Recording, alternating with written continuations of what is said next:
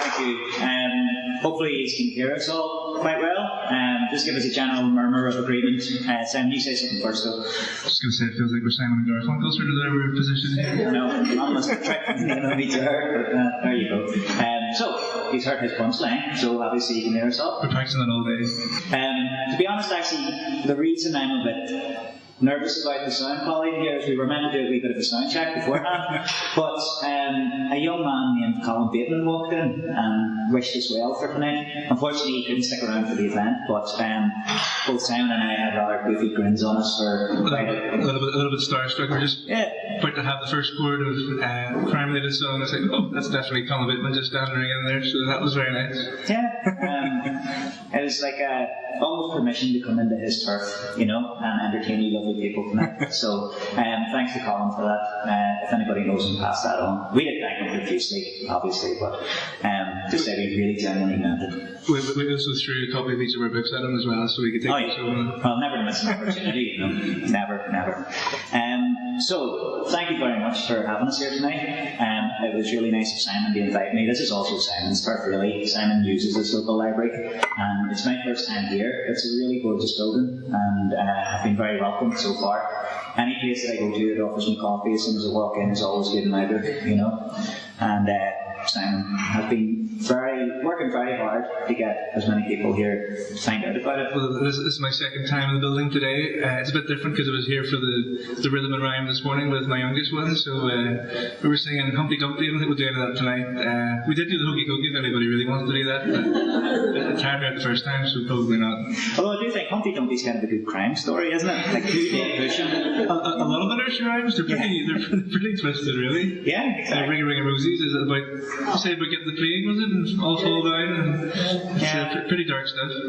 Yeah, I mean, I'm blaming Colin Bateman for this. He pressed us before we left, you know. And it's about how hard it is to be an author, and it doesn't get any easier. That's right.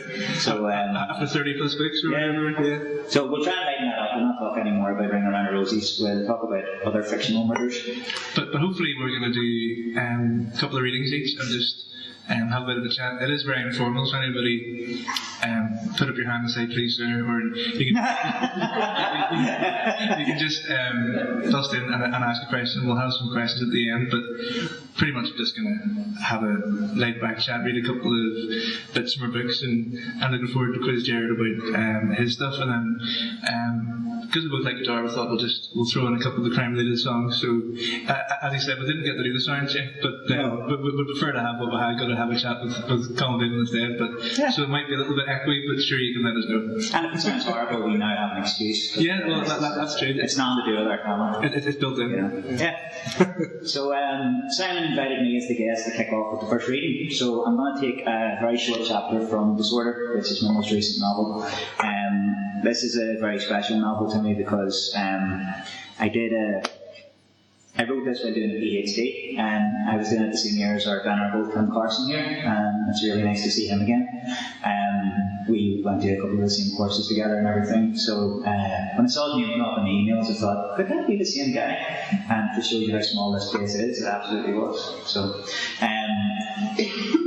this book will always remind me of those good days. I kind of wish I could go back and do it all over again, because you get a bit of a grief period after something as fun as that, you know, and I'm still living through that. So, allow me to relive happier times with a very depressing little tale.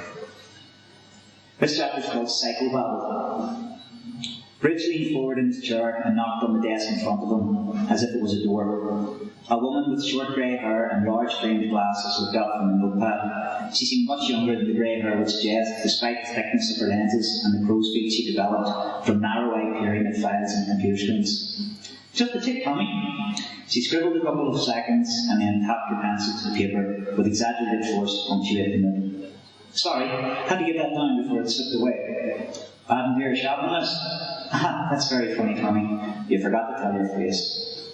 Apart from the urge to make me laugh, what else is on your mind? This is our last session, right? Yes.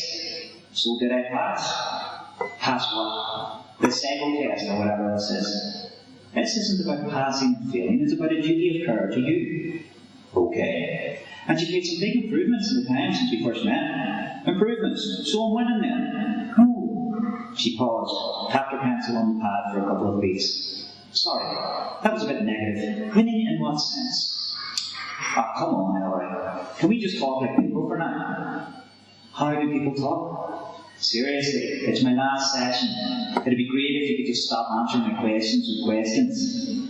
Hillary didn't answer. She held out a hand up to indicate her bridge could steer the conversation. I want to know if you've recommended that I continue to work for the PSNI. Yes. So I'm not crazy. You've suffered a lot of emotional trauma. The death of your daughter, your wife leaving you, the suspension for misconduct. I remember. But you've worked hard to recover. I can see that. And as long as you continue with your medication and other healthy activities, like the yoga class you found, I support the continuation of your career at the PSNI. That doesn't mean you'll be taken off probation just yet. My report is simply one element of the process that makes up the final decision. And what if I'd rather leave? Oh, you're having one of those days. It's one of those weeks. You do look tired, but you really should think before you speak sometimes, Tommy. I always do. Hillary scribbled a note on her pad. Is this going to be added to the report? Don't worry about it. I'm emotionally traumatized. You can't tell me not to worry. Tommy, her tone sweetened, I'm not telling you to do anything, it's just a turn of phrase. Didn't you think before you speak then, eh? Please take this seriously. I am. And I still want to know if my thoughts on leaving the PSNI will show up in your report. No, Tommy, they won't. Everybody likes a good moan once in a while. I hear complaints about work all the time.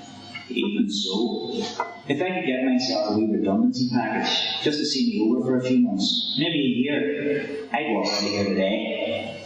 So said many a police officer before you, Tommy. Some of them even went so far as to take the redundancy check and ended up coming back. Aye, the smart ones who know how to play the game. I'm not that flat. Either way, this is all theoretical right now, Tommy. There's no money for redundancy these days. If anything, we need more bodies on the ground. Because of all the bodies in the ground. She blanched. I like you, Tommy. Really I do. But your sense of humour has a tendency towards the dark. Aye, humour. That's it. Think about it for a few weeks. If you really want to leave, then why wait around for that redundancy check? With your penchant for less healthy habits, didn't you used to call that my self-destructive streak? If I recall, I said that once. Hillary pushed the glasses further up the bridge of her nose. But the point is, you could simply apply for another job. The PSNI will mean more than that. I disagree. They paid you your salary, even through your suspension. Are you trying to talk me into quitting? I bet that'd solve a lot of problems for you and the brass. I'm not supposed to give you advice, Tommy. Just reminding you that nobody forced you to join the police. Nobody has the right to stop you from leaving either. Tell that to Dev. And are you getting along better with your DS? Since I started taking her fork-tongued comments with a pinch of salt? Aye, I think we're doing okay. Excellent. And as far as inappropriate relations, if I think of anything as inappropriate, I'll go through the necessary channels. Fantastic, Rich, really fantastic. And off the record, can I just say you look really sharp today. Much more present than I've seen you in a long time. Keep taking your medication and stay positive. You'll get through this. Thanks, Hillary. I think I needed to hear that. You're welcome. Carpe diem, Tommy. Should I also think outside the box, push the envelope and feel the burn? Hillary allowed a few seconds to pass before she answered. Tick, tick, tick. I have another appointment in 10 minutes. Might be a good time for you to slip out under the radar. Bridge stood up, leaned forward slightly so he could rest his palms on the desk. Hillary edged her seat back on its casters ever so slightly. Her smile barely faltered. Bridge nodded slowly. You really do get me, Hillary. And he left.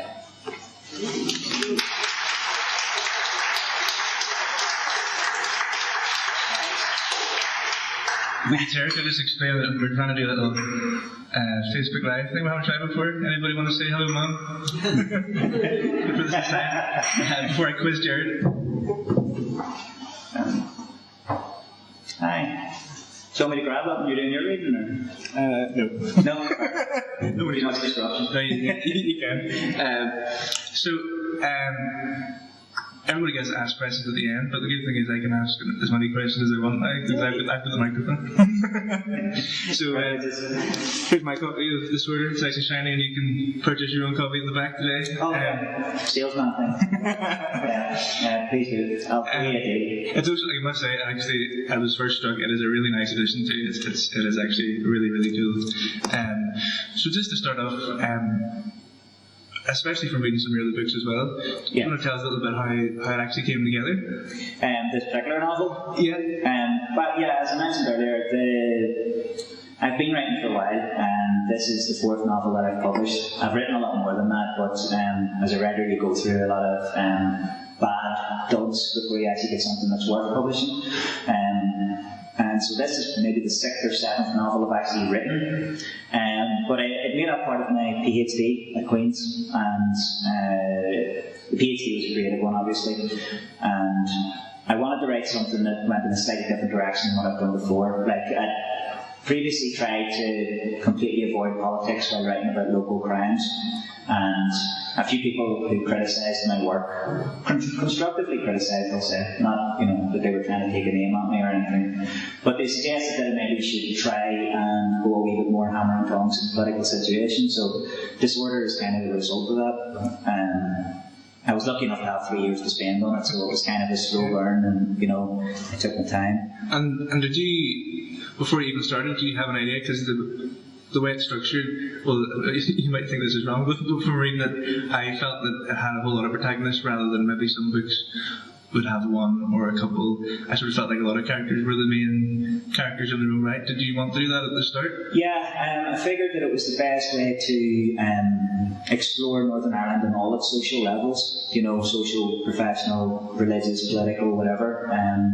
The novel itself sort of hangs on Detective Tommy Bridge, who we're introduced to in that wee passage that I read. He is kind of the protagonist, but he's an anti-hero as well. He's not a particularly nice guy, but he sort of is the backbone, but he doesn't necessarily drive the whole entire novel, kind of the fun of the title is the fact that there is no order in real life, and especially not in Belfast in the summer when there's rats aplenty, so I wanted to bring that sense of chaos to a piece of work, and the only way I thought I could do that was to sort of go away from the tightly structured kind of novels that I've written before. Mm-hmm. And without any spoilers, I suppose, could there be any sequel involving that particular kind of universe of characters? Yeah, I think so. I don't know if I'd write it in exactly the same style, because it was really hard. I used all of my 3 years to write that, and you're not going to pay the bills writing a book every 3 years. So I would need to speed up a wee bit. But there's definitely potential for more stories to come out there, especially now that No Alibis Press is here, and that's sort of a new venue for stories about here. It's very hard to sell them to UK publishers, and even when they do get sold, they tend to disappear a little bit in favour of British or American detectives.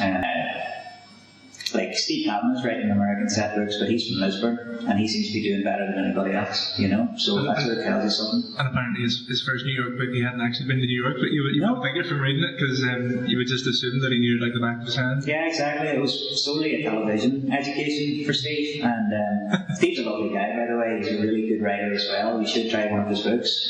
Because you might have anybody seen 13 advertised at the minute?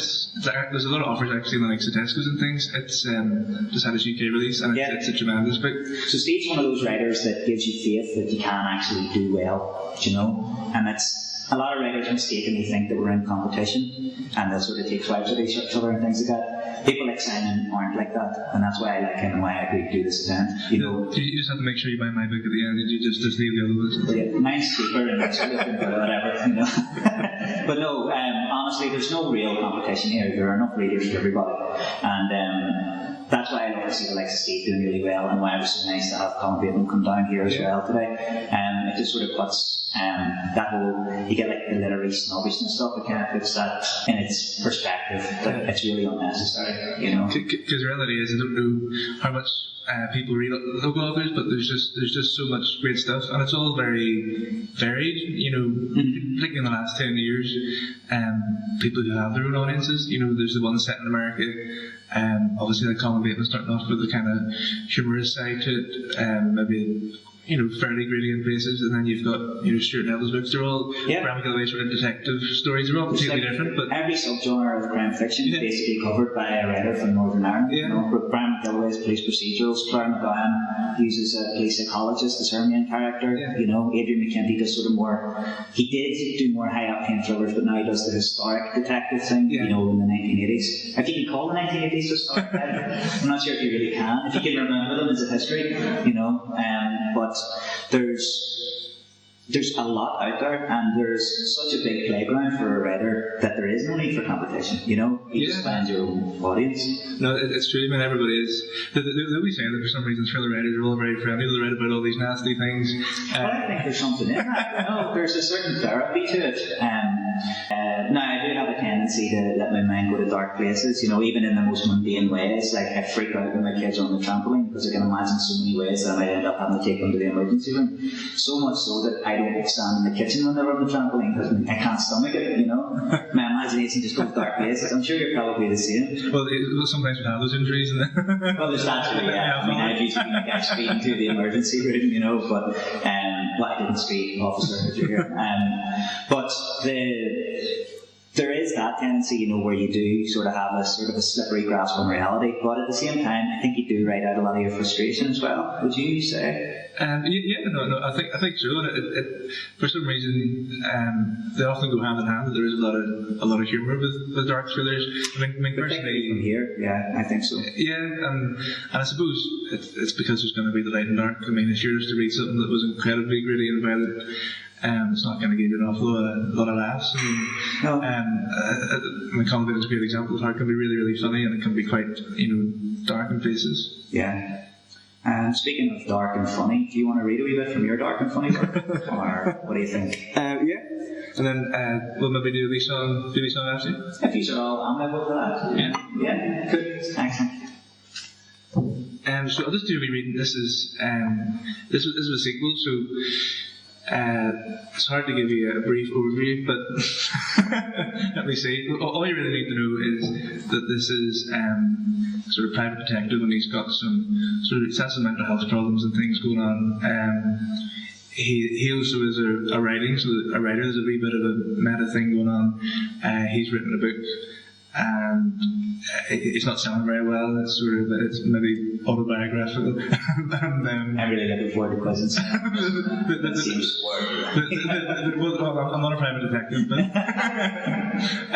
not yet. And he's just got picked up by this mysterious Belgian guy called Herdigen, and he's asked him to follow this guy about. He's not really sure what's happening, and he's been told not to make contact. So that's just sort of sets it up. The next day was groundhogish. Some of the stops around Belfast were different, some were the same. The following day was similar again. What stood out was that each day he made a trip to North Down Museum. On the third day, as we pulled up at the museum, I had already made up my mind on the carriageway what I'd do. Herdigen had said not to carry out any close observations, but I wanted to see where Regan went inside. I thought that it would at least help me start to formulate a few theories, or give me something that I could use to get more information from him. I waited for 2 minutes and went and had a smoke outside the front door. There were only about a dozen vehicles out in the car park, and looking through the old archway to the left, I could see that most visitors were in the cafe beyond. I stubbed out my cigarette in the metal ash box on the wall and went through the automatic doors into the hall. The receptionist nodded a quiet hello, and I repeated it back to her. There was no sign of Regan in the shop area. To the right was an exhibition about Saints Columbanus and Congo and the missionary journeys from the Abbey in Bangor. I went on through, stopping for a cursory look at each of the information boards. I went into the adjourning room, where it was decorated like a Viking tent. It was full of synthetic animal skins on the walls and ceiling, and there were cases with archaeological discoveries of swords and pottery. The 5 or so minutes I was there, I saw one older man reading some of the boards and a caretaker passing through. That was it. When I was alone with the Vikings, I moved silently to the door and peered around the corner. I could see that Regan was in the next room, his back to me, standing beside an old piano. He went to turn and I crept back into the tent room before he saw me. I pretended to read a display on the wall and I inched back to the door and I could see that Regan was a step inside. I entered the next room and took in the signs entitled Percy French Exhibition and the Percy French Society. I stopped for a few seconds by the black Bechstein piano. Above it was a framed photograph of Percy, and beside that, his own watercolour of Bangor Town Hall. I casually went up the stairs and found the hallway was empty. I went across to the main staircase and clocked Regan walking through the reception and out the door. He didn't look up. I carefully stepped across to the small arch window overlooking the courtyard. I watched from the side as Regan got into his car and drove away. Retracing my steps, I went back beside the piano. There was nothing else in the room, apart from various displays and some paintings hung on the walls. I located the start of the exhibition and began to skim read. Percy French is one of those kind of olden day names you know if you're from Ireland, north or south.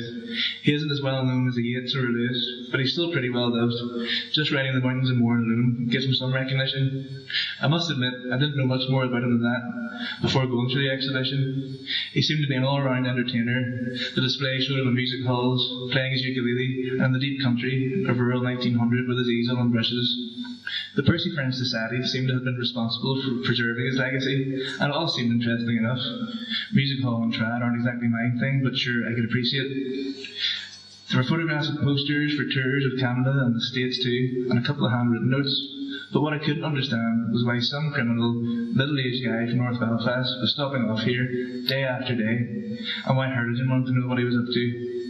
I looked up at the ceiling and scanned across it. Walking to the door, I looked over it and climbed the stairs. I spent about 10 minutes doing this to see the CCTV. That's not easy to say. I shouldn't have chosen that. And to see seashells by the seesaw, and to see where it was installed. From what I could tell, there were only 5 or 6 cameras positioned above some of the doorways. It was an old system, the type that is still hooked up the video and records over itself every few days. It would be a good enough location to try and rob, but I couldn't see enough that would make it worth his while. He must be up to something else. I went down the stairs to the reception and leafed through a few books and Bangor's local history in the shop, giving my warmest open smile to the lady on the desk. She was a lady on the larger side, blonde hair, maybe around 40. She looked like a bubbly kind of person, friendly. "Can I help you with anything?" she asked with a warm country accent. "I'm just browsing, thanks. I haven't been here for a while. I'm enjoying the displays." "That's good to hear. We've got a good little museum here in Bangor." "It is. I hadn't seen the Percy French stuff before." "Yeah, we keep all the memorabilia here. The rest of the materials are available on public request. Actually, there's a guy researching it for a book at the minute. You just missed him. He comes here a lot of days." "Oh, is there?" I said. I told her I was going for another look around, and I headed the long way, back to the exhibition. "Right," I said to myself, think. I surveyed the room again. I didn't buy that Regan was working on a book, unless it was a local memoir on his life of crime. I turned on my heel and looked closely at the piano. "Do not touch" was written clearly on a plaque resting on the keys cover. The other sign above it stated that the piano had been a gift from Percy to his eldest daughter Molly on her 21st birthday. But what was Regan doing here? I was busting for a smoke, but I decided to stay a few more minutes and maybe I'd look in at his house again in an hour or two. I walked back around a couple more times, just glancing around, but I stopped again back by the piano. I checked through both doors quickly, that nobody was about, and then I lifted up the key cover. It looked in good condition, nice old ebony and ivory, McCartney and Steve would be proud of. I'm not much of a pianist, and didn't press my luck by having a tinkle. I closed it gently shut again, and stepped around to the back. I lifted up the hinge on the back cover above the strings, and looked inside. It was hard to see, and I couldn't make much out. I reached down in, and felt carefully about, my hand reaching from left to right, and my fingers touched paper.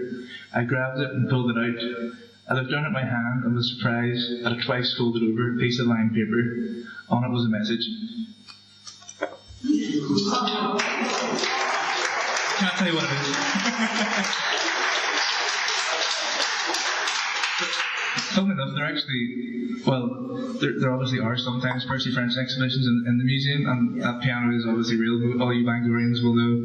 But it was weird because they didn't have an exhibition like that until recently I was in, and they then did have an exhibition like that, which was kind of odd reading about it first. And they sell my books in the museum, so it was just kind of an odd cycle. There's a fun sort of life imitating art kind of thing going on there. But the weird thing is as well, you talked about how this novel is kind of meta as well, you know, that you've got this novel going on inside a novel. I read this week, by the way, folks. I wanted to make sure I kept it fresh in my mind, so it gets the Gerard Brennan seal of approval anyway. I enjoyed it a lot. But one of the intriguing things about it was that you chose to have that novel within a novel, and both characters kind of have a bit of well, one has a dependency on drink. They both do really, but I think the other one has a more alarming mental illness than the character that he's writing about, you know, which I thought was really cool. I'm not going to put you on the spot and ask you to share any medical history or anything like that, but I'm wondering how much of this is actually like written from experience or whatever. Like, do you have any sort of experience with mental health issues or anything? Because well I suppose very well written is what I'm trying to say. That you could actually be nuts. You know? Yeah, well, I probably am a bit nuts too, so that's alright. Well, I suppose, well, the character is set in the 1940s, because, yeah, it's a story within a story. It's meant to be that this character, who's also the private detective, is writing about this man in the 1940s. And I suppose it came up with the first character first for short stories, and it was just because it was ripping off Raymond Chandler, basically, you know, except he was in Belfast, so it was kind of Philip Marlowe type. They tried to make it a bit different, but... Yeah, so this is Billy, the character Billy. He came first, and he had his own short stories, and then I sort of came up with the other one, and it was completely separate, and he had his own short stories. Yeah. But I suppose, I mean, I worked with people with learning disability and mental health for about 13 years, so and then other sort of friends and family and things, so there was, I suppose, there was a lot of sort of direct experience, I suppose, in that way. But I do think, like, the sensitivity of it comes across. I know I was going for a cheap laugh there earlier, but there is, you need to have a certain amount of sensitivity to even write about something like this. I did want to be careful, and well, because I suppose it's important. Because the story, there is different sort of breakdowns and things, so it does need to happen, particularly in the first book. But I did want to be sort of sensitive that sort of to show things as right as possible. But initially there was no reason that they would be in a story together. Yeah, why should their paths cross? Especially since like they're separated by decades, you know. Yeah, and then I don't remember. It was when I first got close to writing a novel, and I was trying to sell the different ideas. You know, what about this one? What about this one? And then I think it did just strike me. Well, what if it was both? and I just had the idea. Oh, maybe he could write as him, and then it just sort of came from there. It's when you sometimes have that sort of moment, think, oh, that could be good. I want to do that. Yeah. But I haven't sort of planned it, I suppose. There were some interesting parallels as well. For one, they're both slightly like unreliable narrators, you know. Yeah. You're not sure how much you can trust of them, and they're both written in the first person voice. So you're sort of second guessing everything they decide for a start. But also some of the action seems to run in parallel as well. You know, when one person's getting really the screws turned on them, so is Brian as well as Billy, you know. Yeah, and in the second book, I suppose I purposely wanted to do a bit more with that, and even with the locations, because quite a lot of it is actually down in your sort of neck of the woods. I was going to say, there's I live in Dundrum, and Dundrum gets a mention 3 or 4 times, and I was like, hey, that might be, apart from me, he might be the only other writer who's mentioned this town. And there are scenes set in the Sleep Donard and stuff in both eras as well, in the 1940s and in the present day. Yeah, sort of wanted to have it. There was a cool comparison between the two. Like, how did you know what it was like in the 1940s? You're not from around that time. Like. No, it just looked very youthful. But well, part of it is because I do have a big interest in history, and my wife's a history teacher, and I suppose I do. That's why I read about Northern Museum and things, because it's the place I go, and where I go with the kids. I'm always in. like the Ulster Museum, Northern Museum, so I do have an interest. And I actually find myself, since I had kids, I read a lot about hotels, probably because I never go to hotels anymore. Oh, yeah. So I think it's probably a pining for those like easy weekends away. And the Steve Donner, was like, yeah, I read about Steve Donner because I haven't got to stay there in years. And the first one was set a lot of it in the Causeway. It's like, yeah, I used to love going to the Causeway, quiet weekends away. I think that's what it is. Steve Donner doesn't let me in anymore. Oh really? Is there a story there? There's a Percy French restaurant as well? Yeah, that's actually as much as I knew about Percy French before I read your book, so there was a bit of an education in there as well. There you go. Yeah, for some reason, even though he wasn't from around here, but Bangor does have this big connection with Percy French. And it travels down to Newcastle as well for some strange reason. Yeah. But that was all really fun, cool stuff in it as well. The other thing that I sort of experienced was on the drive up here, I passed a lot of the other towns you mentioned, like I saw Con Lake and everything, you know. Oh, yeah. I was kind of going like, that's the Simon Maltman there, you know. Well, that could be another run down the road. That's for a couple of years. But actually, in Con Lake, because I do live in Con Lake, I had some fun because in both the books I quite like putting in some like Irish mythology and stuff. And there was the bit about the standing stones and Con Lake and stuff. But a lot of that I just made up. It's not actually there, but I was trying to play with just some of the myths because it was and I just believe it just shows you the dangers of following an unreliable narrator, you know. Don't believe everything you read. Very unreliable, certainly. Yeah. But there was some great stuff in it too. The Hound of Ulster stuff you touched on the Red Hand of Ulster myths and things like that, you know. So people who aren't from here should be able to get a flavour of what it's like here, as well as it being quite accessible, you know. Yeah, hopefully, because I mean, I do love all the history of the place and the scenery, so I do try and sort of get all that in. I gotta start going out of places because I probably references all the favourite places I like to go. I'm gonna have to start travelling a bit more. I've been down to Scotland for a while. I can settle down. I like the way you set your sights so high there. You know? There was a point where they were set in Brussels. You know? That's because we've been over my father-in-law lived there for a while, so okay. Hopefully most of that's quite accurate, hopefully. Yeah. Well, I mean, I've never been to Brussels, but I'm assuming it's you know. Well, apart from the stuff that went on in the book, but they won't talk about that, murders and such like, but it's a very nice place mostly. That's a very Northern Irish attitude, isn't it? Whenever you say nothing. You know? So, what do you think? Do you want to bang out a wee tune here? Because we're running on in time. Yeah, I think we shall have a wee crime later song. Yeah. Give it a go. One of the songs we chose to play tonight is called Hey Joe. What I like about it is that there's references to heading down across the border, way down to Mexico and things like that. It reminds me of my motherland in Omeath, you know, and my mother is from Omeath and we call her the Mexican. I don't know if that's maybe border humour or something. Maybe it's a bit of lead balloon here, but yeah, there's that whole mythology about trying to escape Belfast by going to Omeath, you know, not trying too hard. So, we'll set it up and see how it goes.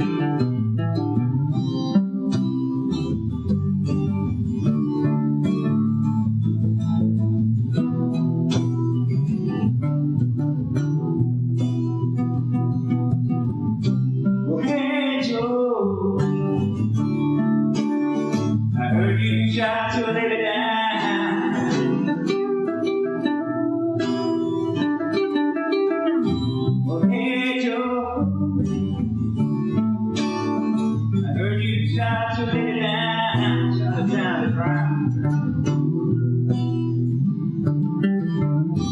Well, yes, I did, I shot her. No, I caught that girl messing around town.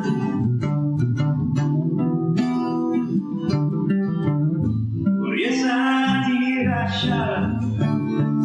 No, I caught my girl, she was messing around town. So I got a gun and I shot her.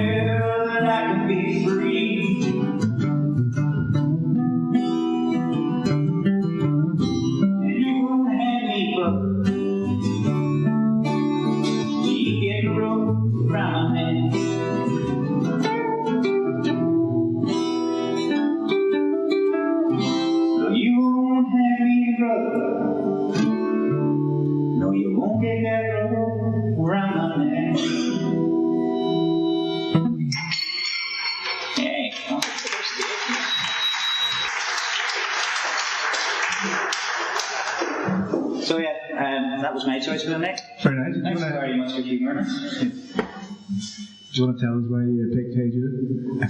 Yeah, it's called Joe, and he scares the life out of me. So it was a very easy choice. Also, I've been a fan of Hendrix for a very long time. And actually, there is a bit of a connection with that, because he was the first person I ever saw playing guitar, and that was the song that he used to always play, just because he liked the sound of his own name, I think, and that whole gangster bag off it, you know. But yeah, there's a wee bit of that, you know, remember where you came from, malarkey going on there. Absolutely. Good. So how are we doing for time, actually? We are up to nearly half, so we should be letting these people go pretty soon, I think. And then, so, would you like to hear one more song or anything before we take our leave? 1, 2, 3, 4. Was it on one or after one? We actually prepared that just to make it look like we're under rehearsal. Yeah. Right. So on one or after? You start, I'll join in. 3, 4.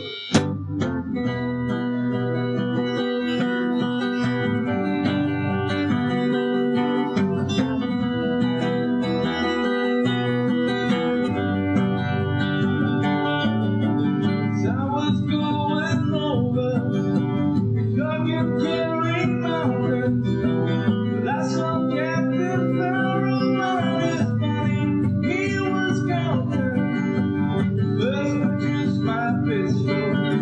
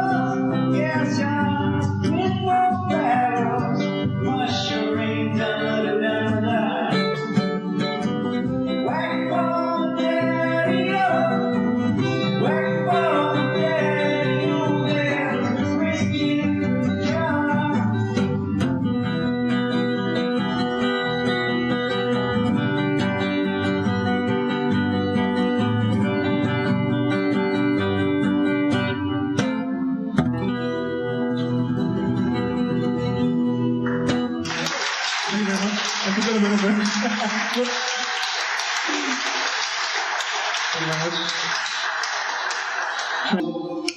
Some questions? I think that's a good idea. Yeah. It's about it's half an hour, so like there may be people want to watch the World Cup or something. I'm not really a football guy, so I don't know if there's a match. Feel the soccer ball? Yeah. I spent the formative years trying to play the guitar. I'm glad I mentioned this, to be honest. So anybody any questions?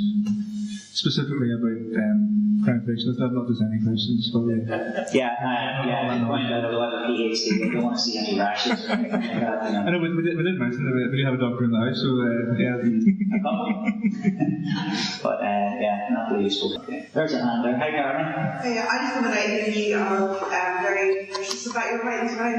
Do you have like scheduled time, or do you just write ad hoc really inspired? I don't know about Simon, but having kids means you cannot be precious about time in any shape or form whatsoever for the rest of your entire life. And I'm slowly learning that for the last 13 years. I'm not the most important person in my house. What about you?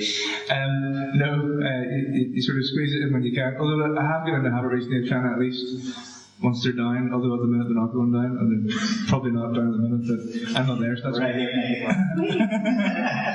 But do try and squeeze at least about a half an hour around the same time every night, if possible, or longer if you get the chance. I mean, I find that the flow works better if I do get into a groove, but the problem is that I can't stay in that same groove forever, you know, and something will come along that I've forgotten about. Like this week already, I've been to 2 concerts and 3 sports days or something like that. I've actually lost count, you know. And I'm very consciously aware that I've got 1 more week left of solid writing time before the summer starts, and then I'm basically just done, you know. I could try staying up late or whatever, but that brings its own problems, you know, because the kids won't adhere to my timetable, you know. I used to do that, sort of wait till the very end of the night, but I just don't stay awake till the end of the night, so no, it's not there anymore. It was grand when I was like younger, but I just can't do it now. It used to be I could sit up till 2 in the morning, get up and go to a day job and things like that, but no, it just doesn't work now. So that's slightly depressing, but I do think it is a good idea to write as consistently as you can, but I just wouldn't be precious about what time of day I do it. It's just whenever I get a free bit of space, you know. Which makes you write faster, I think. You know, puts you under pressure, you have no time to just sit around. I'll not get 3 years to write a novel again, you know, ever. Can I ask you a couple of questions to you both? Which is, how long does it take for an idea for a novel to gestate before it actually comes out and you can start writing it? The other one is there something on the stock that you can see soon? I know because I've read all the Simons already. You run first with the gestation period one. Well, I do think that it's the most fun part sometimes, because the one I've just finished one, which I'm trying to sell to somebody at the minute. Most of it, the main part of it all came together, I suppose, while having a shower, and then the most of the main ideas really have to do the hard work. But that often is the most fun bit, and I would just sort of maybe think about it for a few days, make a few notes. But that, I suppose, it's kind of you telling yourself the story in a way, and I think it's one of the most enjoyable bits. I mean, obviously you don't have all the 60,000 or 70,000 words really where you're going, and even now I'm writing a different one at the minute, I don't really know exactly where it's going to be handed to, but I've got most of the ideas sort of come at some point, but I do think it's often much more fun than actually sometimes the slog of trying to bust out 1,500 words every night. Yeah, I find that whenever I'm in that phase where I feel like I'm slogging away at a book, you know, where it's actually hard and you're doing that middle part that holds it all together, that's when I get my best ideas for the next thing that I want to work on, you know, and there's like a natural ability for writers to procrastinate really, really well, and that's one of the tools that we use. It's like, if I could just get onto this idea right now, you know, I could just keep on. Because the next one's always the best. It's going to be the by far the best. Wait till you read my next book. This one's nonsense, you know. But it's just one of those things. I think I get some of my best ideas when I'm doing the dishes or out in the garden or something like that, or usually not when I'm supervising the kids in the trampoline, because that's my own personal horror being personified right away. But I've had ideas that I've had in my head for a couple of years and only made it onto the page, you know, and then I've had another idea. I was commissioned once to write a novella for the Arts Centre in Derry, and I basically had to come up with an idea and write the thing in 3 weeks, you know, because I was a bit lackadaisical with the deadline. And when you have something like a deadline that will make you do something, and sometimes it can be really, something you never thought of before, but it works really well. So the answer is kind of like, it's how long is a piece of string? It's every novel seems to come to you right in a different way, and that's why you never get a really satisfying answer to this kind of thing either. The same as when budding writers are asking me, so how do I get published? It's like every author I've ever spoken to has a different story on their road to publication. Every single one of them. It's never been repeated the same way. So it's a funny, unsatisfying kind of thing. That's true, yeah. But what was the second part of that question again? Well, do you have something on the stocks? Is there another one? Oh, yeah, you can't not have something coming. My agent has 2 more novels coming right now that she's trying to place. And I just finished the edits on that. So I'm getting to work on that idea that I thought was brilliant. But I haven't started it yet. It was 2 weeks since I delivered the book, and now all of a sudden the garden's much more interesting. Yeah, sometimes it's the idea of starting it that is the really good bit, then actually having to start is like, oh, shit. Yeah. Where are the other 70,000 words going to come from? Exactly. But I mentioned Stephen Cadden earlier as well. I'm actually trying to write an essay on his books at the minute too, for an academic publication. And that is taking up a lot of my time too. But usually you're doing the kind of academic writing that's not that much fun, But Steve's work, again, I'll just give him another plug because he is a good writer. It's made it a lot easier, It's his work, you can pick it up again, you can start reading it in the middle, the beginning, or the end, and it's always entertaining, Instead, I just remembered that if you're into podcasts and such things, check out Gerard's podcast. He started the last couple of weeks, but he's going through one of the developers at the minute, so you can download it. And again, I would be blasting that in between children's activities, one having a nap or doing the dishes or such thing. I think the segue to that was that Steve, a guy called The Best Day, run a podcast as well, called Through Prime Hours and Microphone. That's really good. You may have noticed there's a wee microphone here, so I'm probably, if the sound doesn't come out terrible, I'm going to try and clean it up and put it on the podcast as well. It's one of those things as well, you sort of have to find new ways of getting your work out there. Because I've walked into many a library or bookshop and, tried to do a cam about it and undercover and say, have you got any Gerard Brennan books? And when they say who, your heart breaks. And you go, I have to do something else to get this going here, Just slip on the shelves as you go. Yeah, sometimes, I've actually been, I was talking to a guy who used to work on Waterstones, and he was saying that he knows a couple of authors who do quite well known, who would walk in and regularly take their books off the shelf and face them out, and then they have to come up behind them and put them back in where they're supposed to be because they rent out that space. The clock, as soon as he comes in, he's going to be like that. Yeah, he's like, he's going to do that. Now, I may or may not have done this 5 or 6 times before I heard that story, but I'm no longer one of those authors that does it because apparently we get watched. Well, even the first time I got the books in Alibis, I couldn't wait to visit again just so I could take a sneaky little photograph. There's my book in Alibis. But that's one of the main reasons I do it, to be honest with you. I've spent a whole lot of my youth in libraries and bookshops, but I mentioned I wasn't very good at football. I was in libraries and bookshops constantly, and I was always looking at books and felt that magic little calm that you get even in a second-hand bookshop or something. There's just something about it that makes you sort of go, and I wanted to be part of that.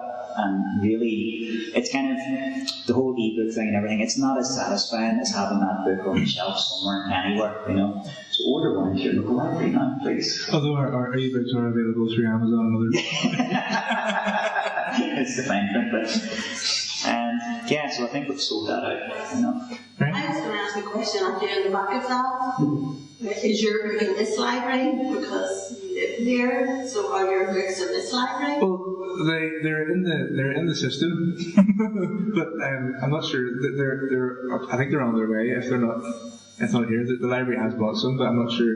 It seems to be a complicated system for the warehouse stuff. Yeah. There's a role for libraries. Oh yeah. There's a role of libraries. Well, is there a role for libraries to sort of look at the local holders and people in their area to maybe? Yeah, and to be fair, a lot of libraries do that now. I've been to a lot of libraries that are very proactive in promoting their local writers. And it just so happens that some of those librarians are married to local writers as well. Stuart Neville's wife is a librarian, and he does some brilliant work. I've gone and spoken at Hamburg Library and Bangor Library at her behest a few times. But yeah, I mean, There's a responsibility for libraries to stock books, but also they have to meet demand as well, you know. And the likes of here is brilliant because there's always writers groups on, and there's quite, I mean, there's all sorts of writing events on here, and there's a lot of I mean, it's still sort of like a lovely library. Like I said, this is my first time here, but I have found most libraries that come into are very welcoming and everything. After I get over the initial heartbreak of them, you know, telling me that I haven't got my books to begin with. But I do know that the system has maybe, you know, 20, 30 copies of one of your books, and they can sometimes shuttle around to different branches and things like that. And then if people come in and actually ask for them, which is what I'm hoping things that my podcast will do, it will make people sort of come in and ask the library, and will they start stocking their books and things like that, because it's really the people that have the power in that situation too. Sorry. I was just wanting to ask you, probably have heard of the problematic or the writers retreat in Downpatrick. I did hear about that very recently on the Ballydoonan Road or somewhere. Yes. He had Was that Paul Mattern? I didn't know it was him. yes, it's a flower living building. Yeah. It's in a B&B, and he launched that the Belfast Book Festival with 3 poets, one for Angel, reading his, reading their three females. Yeah. Was Emma Must one of them? No, that's okay. She's a great poet who studied in Greens, is originally from England, but anyway. Very different. Yes, there was one particularly that became into one voice, but it was said on Patrick will be coming around a number of these workshops and writers. Yeah, I meant to tell you about that. It's really reasonable as well. It's about £59 a night, and you get your meals provided and things like that. I don't know if you have to apply for it, you know, so maybe because I only live half an hour down the road, I'll try to wise up. There was a big a show of people there because there was a goal for a 6-day stay in this. Very good. No, I would definitely have to do that. There are other retreats like Gannon and Tyrone and stuff like that that all sound really appealing. It's just getting the permission to disappear for a week that's the difficult part, you know. That's the trick. Yeah. But, you know. Very good, sounds good. If the books continue. So I don't know. Yeah, and both. We could nearly meet halfway, you know. Yeah, so it sounds good, but we'll do that. I don't know if I'm trying to get done if we both showed up at the same time. Probably more guitar playing and stuff. Well, we can always launch the music career next, I suppose that'll be the next. Yeah, fair enough. Let's face it, the books aren't going to pan out. Well, not according to Family Baby. He's put it up anyway. Sorry, I just wanted to ask you, because I'm kind of interested in terms of your something like procedural thing in terms of a crime or courts or something like that. Do you have sources in the police? You know, how do writers do that, or comes out? Well, I do know that it's actually gotten so popular now that police have released a pamphlet. The DSNI actually have a pamphlet for writers, you know, that keep some of the things right. I didn't download it because I've read so many crime fiction novels that I actually sort of know it anyway, you know. But it was Stuart Neville who was telling me that. I also have, my wife has a few friends who are police officers too, and I won't reveal their age, name, gender or anything like that because they asked me politely not to. But there are a few key scenes in disorder came directly from conversations with these people, and that's the best way to get it. I've done that as well, so like, how did this work and how much sick leave do you get for that? Or Even the sick leave thing, or will you go to a psychologist, is that even a thing, you know, all that stuff. I'd love to say it's one reason that I don't do actual police procedures, because I just thought it'd be too easy for me to really mess it up. Well, I have a theory on that. The thing is, we're still writing fiction at the end of the day, so if something doesn't really suit, I mean, I know I've written a few things where, you know, a report won't come in for 2 weeks, but for the story to work, I need it to come in 2 days. And I have to say, do you know what, in this universe, what I'm writing in, this can come through in 2 days, so if a couple of police officers are miffed because I'm trying to keep the pacing of my book going, so be it. You know, I want to write an entertaining book, I don't want to write about police procedure to that extent, you know. As long as you can get a reader to believe it, maybe not every single police officer will, but if the majority of your readers believe it, it's fine. Have you ever received any complaints? About my writing or noise? Police procedures, etc. No, actually I haven't, luckily. In fact, a lot of, I have had policemen I don't think a policewoman's actually come to one of my writings, but a few policemen have introduced themselves to me. Maybe the policewomen just like to stay back and not introduce themselves or whatever, or maybe I'm threatening, which is actually big, you know. Funny enough, a writer's group, after doing that same reading, somebody got to me and said, I'm actually a member of the Percy French Society, and I put on Percy French shirt. I was like, oh, well, that's another version of it. I don't know if I have all my accuracies there. The most complaints I ever get really are from old school friends. There's one particular friend who grew up to be a solicitor, and he actually has made a tradition out of emailing me every time I release a book to tell me how many things I got wrong. You know, like he said, Musgrave Police Station doesn't have a canteen on the top floor, actually. You know, but I think he's just doing that for fun at this stage. No police officers have complained. I think most of the time they are kind of flattered that we're writing about them, especially when you try to write about them in a human way. Yeah. You know, where you're not making them heroes or villains, but human. You know, just let them know that people are all people. You know, I think it sort of helps a wee bit in the society it is as fractured as ours to try and do that as well. Or at least that's the kind of stuff I talk about in my PhD to make you sound more important. You know. Thank you. Alright, thank you for the questions. I feel like we're probably ripping the backside out of it in local parlance. So we might want to wrap that up. Does that sound okay to everybody here? Thanks very much for everybody buying your library. Thank you. And everybody for having It's been a fantastic crowd, really. Super. Thank you very much. Thank you very much.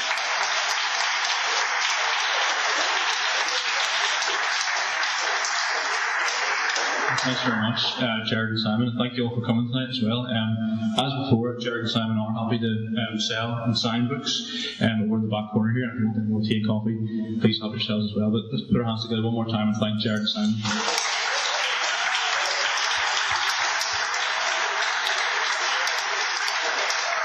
If anybody wants to carry on, we can use the microphones.